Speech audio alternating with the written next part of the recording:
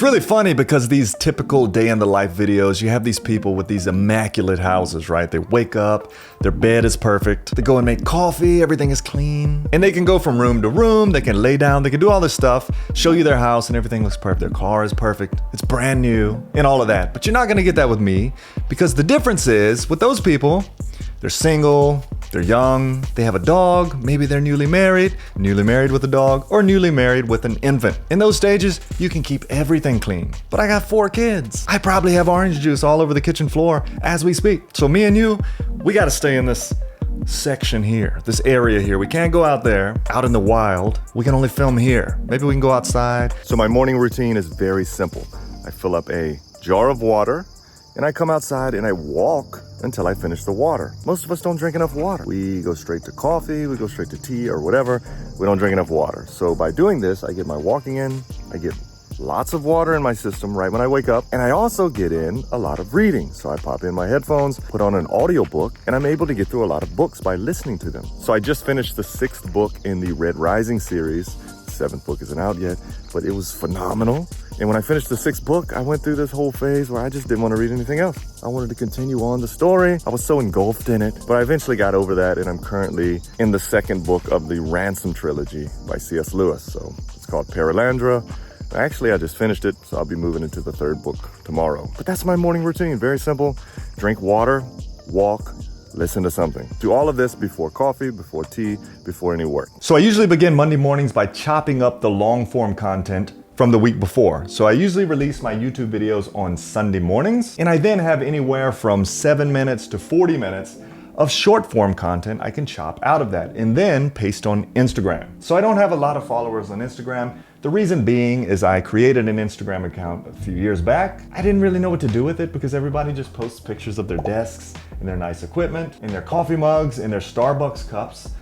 And I just wasn't gonna do that. But a month or so ago, I decided I would get back on it and I would use it as a tool to kind of show the behind the scenes of Travis Media. What goes on in my day-to-day. Here's a glimpse of my more personal life. And I can also take this long form content, chop it up into useful nuggets, and post it there. So at some point earlier on a Monday morning, I'll do this. So here's the video from last week. It's like 40 minutes long. A lot of it is tutorial format, so I don't use that, but the other part I can. So I usually take the project and just duplicate it as a vertical project. And when you do that, you can actually, when you change this to vertical, you can just choose Smart Conform and it will change your video to vertical and it will find the right position to place you in. So it does a lot of the work for you. And then I'll just find the segments I want. So let's say I just want to start at the beginning. I'll cut in there. And then let's say I want to end it here. I'll just export it. Then I'll bring it into Descript, which is another tool for captioning. So I can import that here. It'll automatically caption the video for me and I'm all done. I can upload it to Instagram. And I know you may be thinking, what a waste of time. Why don't you outsource this? And I agree, I should, but I haven't yet. So if you are on Instagram and you want to see more of a behind the scenes of Travis Media, be sure to follow me. I'll put a link somewhere below. And after that, I'll update my community content. So every week we have a coding challenge. Actually, we have 2 of them. And we're reading through a book together, so I'll update the reading for that week as well. So you'll see last week we did the Robot Simulator Challenge, which is on exorcism.org, as well as a data structure challenge on FreeCodeCamp. So I need to update this. We're also reading a book, but we finished this one, so we're actually in between books. We're deciding what to read now. So I don't have to update that. So instead, this week I'll announce a new book that will then update for next week. So let's open PHP Storm, because all Laravel development I find easier to do on PHP Storm than I do VS Code, and I use VS Code for everything, so that's saying a lot. So I'll open my site, and I have a static page called weekly.blade.php, or a template, I guess. And I'll just scroll up to the section where we update the weekly kata challenge. This week we'll be solving so let's go to exorcism.org and see what the next challenge is. Exorcism.org. And then when you go to learn, there is a 48 and 24 challenge. I'm not going to explain what that is, but we're going to be solving the next one in line called Knapsack. So let's get that URL. Open PHP Storm. Knapsack. I'm going to type that in and then paste in the URL. And then for FreeCodeCamp, let's see what's next in line. This is the data structure section. Last week we did use spread and notes for ES5 set integration. So this week is create a map data structure. So here I'll say create a map data structure. And like I said, we're not going to update the book because this week we're going to decide what next book to read. So I just need to go to the top and update it to the week of August 19th because today is Monday.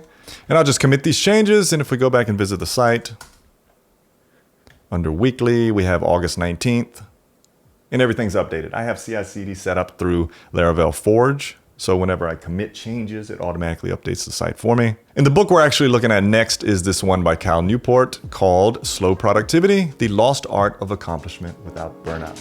Looks like a good one.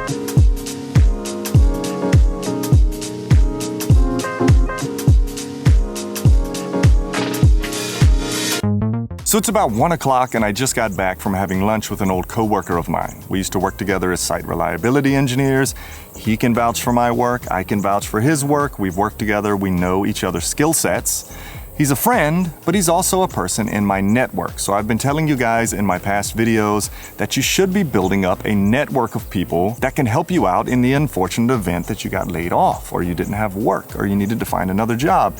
Last year alone, we had 150,000 people laid off from their tech jobs. A lot of these people, it took them a long time to find a job. Maybe they didn't find a job. But if you have a solid network of people to reach out to, people that can vouch for your work, people that want to succeed in their career, they know that you want to succeed in your career.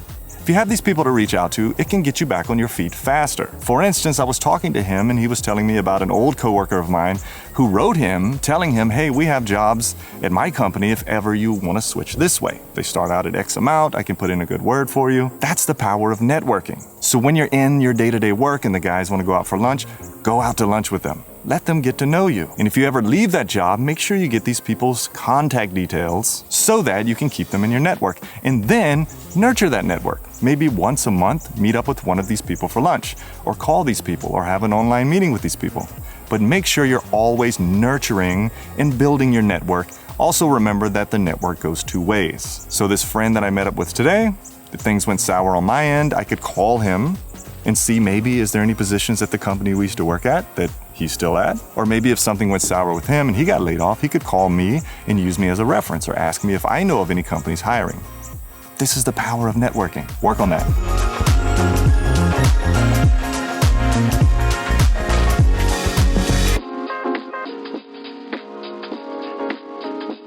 People often ask, what do tech YouTubers do all day?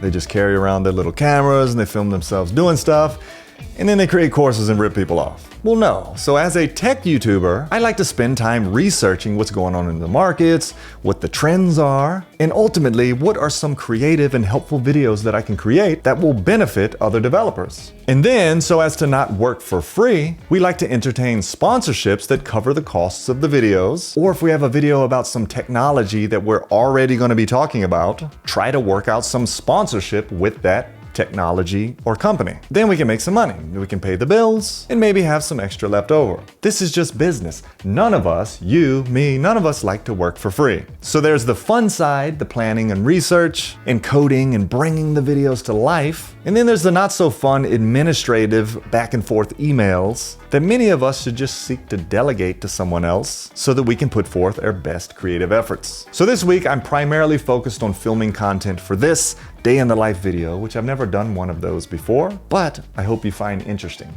So the office is a mess because I'm putting together this desk. So let's get this cleaned up.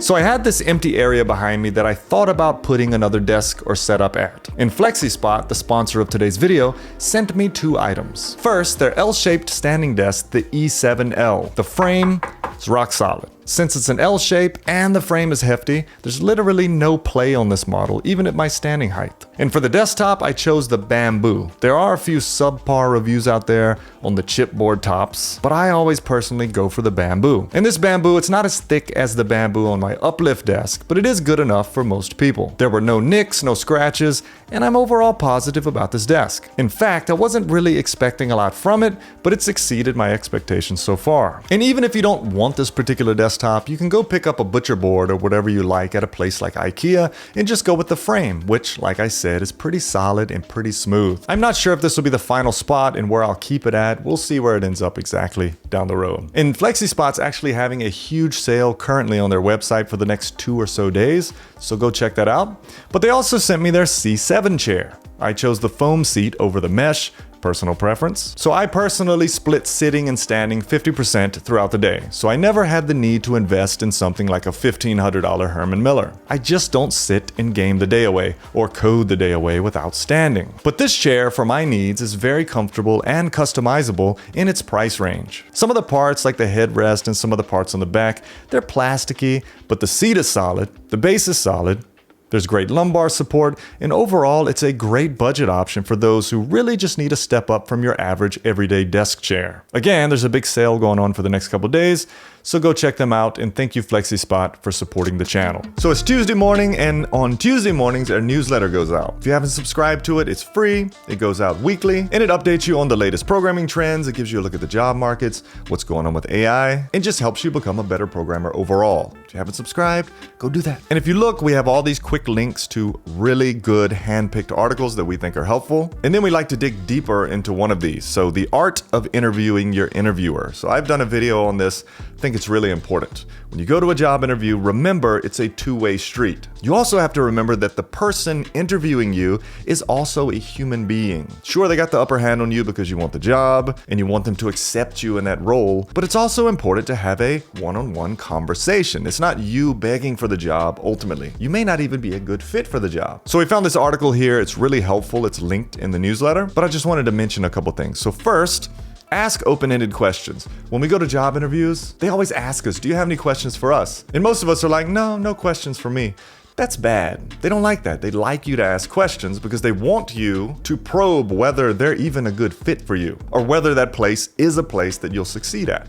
So look at this. Here's a couple questions. Get beyond surface level answers by asking open-ended questions. Start with, what's your experience working here? So if your first interview is with the recruiting manager or somebody that's recruiting you, this would be a great question. What's your experience working here? How do you like it? Get a feel for how they feel about their job. Of course, they're not going to be like, I hate it, but you may find out some information that leads you to not be so excited about that job. Number 2, seek honest feedback. What's something that the company could improve on? Try to find out what's bad with the company, what the company struggles with. And then finally, evaluate support systems. Dig into how the company supports its employees. Ask, how do you handle it when a team member struggles? Or you could say, hey, what if I come on and struggle within the first week or the first 2 weeks? How will you guys handle that? Now, you think this isn't something you want to ask because it makes it seem like you're not very good developer or something, but it's actually really important. And given that response, you may find out some red flags about the company or some particulars of how they would handle that situation that would make you not even want to work there. Or if you have a couple of different offers, you could say, this one I didn't like as much. I didn't like the answer to that as much compared to this other company that I asked. And just think about this, you got one life. If you don't ask these questions up front and you go and you work for some toxic company that runs you in the ground, works you 60 hours a week, that causes some health issues or some mental issues, that's gonna have a big impact on that one life you have. So you want to ask these questions up front. You also need to realize that you're the one with the talent. Sure, you want them to hire you, but you're the one bringing the talent to them. You're more valuable than you probably think you are. Remember that. So the whole point here is to remember it's a two-way conversation, and you should be prepared to ask them probing questions to help you decide if you actually want to work there given that you get an offer. So anyway, that's in our newsletter. You can check that out. Full blog post is linked here. Link to the newsletter is below, but that happens on Tuesday mornings. We finalize the newsletter and we send it out. So it's about 3 o'clock and I'm headed to pick my son up from his basketball practice. But after this, I'll be headed home to work on a project I can't really give the details of yet. So I'm going to be creating a course for a pretty big company out there on a pretty interesting technology. Really excited to talk about it, but I can't talk about it yet. But what I'll be doing today is I'll be going back home and I'll be starting to put together the outline. So anytime you create a course like this, you should have an outline up front so you know exactly what to work on day to day. And I haven't even started that, so I'm in the very beginning stages. But my approach to doing this, and I think is a pretty good approach, is to go to the documentation and see how the team has laid out that technology and try to mimic that in some fashion. Of course, with your own twist on it, your own unique take on it, but following that outline that the team has put together when they put together this documentation, I think is a great idea. But another thing I want to touch on is you have to get out of this hourly 9-to-5 mindset if you're going to do this. It's hard to switch from that to this, because if I go home today and spend 2 hours on this course, those 2 hours are pretty much unpaid. And if I do 2 more hours tomorrow and the next day, those are unpaid. And then the next 3 months or so, however long it takes me to make this course, that's going to be unpaid too.